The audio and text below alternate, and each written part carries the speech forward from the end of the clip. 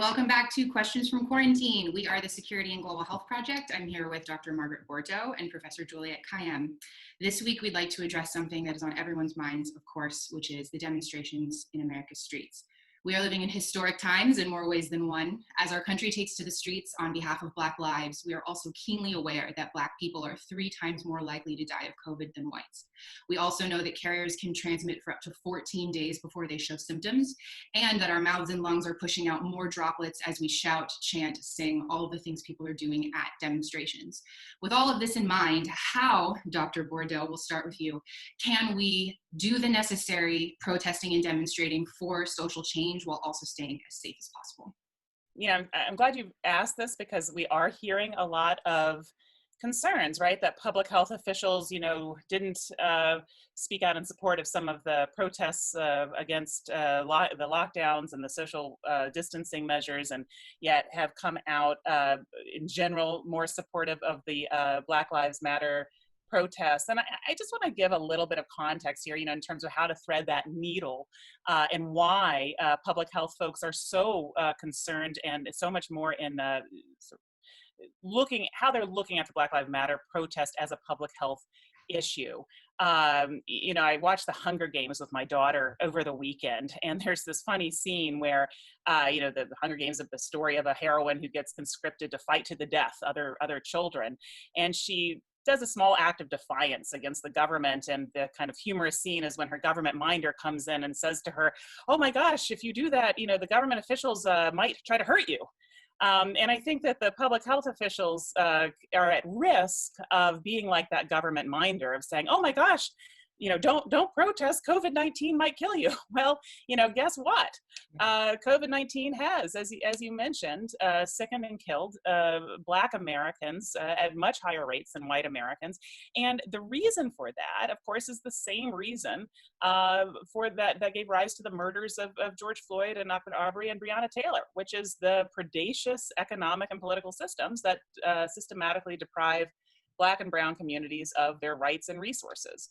And, at the very beginning of this epidemic, I remember saying, something to the effect of, COVID-19 is going to teach us how very deeply our faiths are intertwined with one another. And it's a reckoning, right? It's a reckoning that we all have to look at inequality, our political systems, our policies, and are they really promoting the public health and safety of all of us? And until we get to a place as a country where we can actually put in place policies, whether they be health policies or safety or security policies that benefit everybody and help everybody address their basic needs, we're going to suffer from this epidemic. So that it is a public health issue. Inequality kills, and it's a public health issue. Yeah. I appreciate Margaret saying that, because I do think, I've been challenged on the somewhat hypocrisy of, being told, stay home, you can't do anything. And then the liberals are out on the streets. And I do appreciate an acknowledgement of what the nexus between, the sort of COVID response and the Black Lives Matter response. I'll add, two things, with my sort of more Homeland Security hat. It's in an ideal world, a lot of these openings would not be happening, let alone peaceful protests, right? There's a lot of the states are opening and they're still, their curve is up. Some states are opening too soon before it's clear that they actually have flattened the curve. All states are opening up without adequate testing and tracing. So, it's like none of this is ideal. So the goal for security managers and Homeland Security planners is live in the world of risk reduction, not risk mitigation. And so there has been a focus. Most of the pictures I see are, people are heavily masked, even the police officers. If someone's arrested, that's a little bit harder because of contact intensity, but people do seem to be taking care of each other. My kids wanted to go to a rally yesterday. I was very, very torn about it. I went with them. I sort of stood on the sidelines. They were laughing because they said, you were standing with your people, meaning the cops. But though they were 6 feet away, they were masked. I felt pretty good. I think the second thing is, I think these two crises are intertwined in a different way. I think that the failure of a competent government reaction created, I think, a sense of,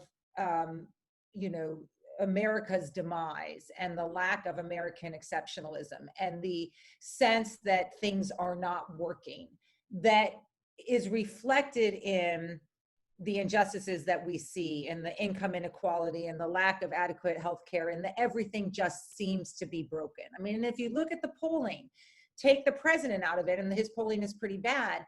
But if you just take the polling, it's like the average American sense of stability is really shaken right now. And I do think that they're related in that way. And I think a competent response, a federal, a national response that we've seen in other countries to coronavirus might not have kept people off the streets in response to, you know, however many now police killings and support for Black Lives Matter.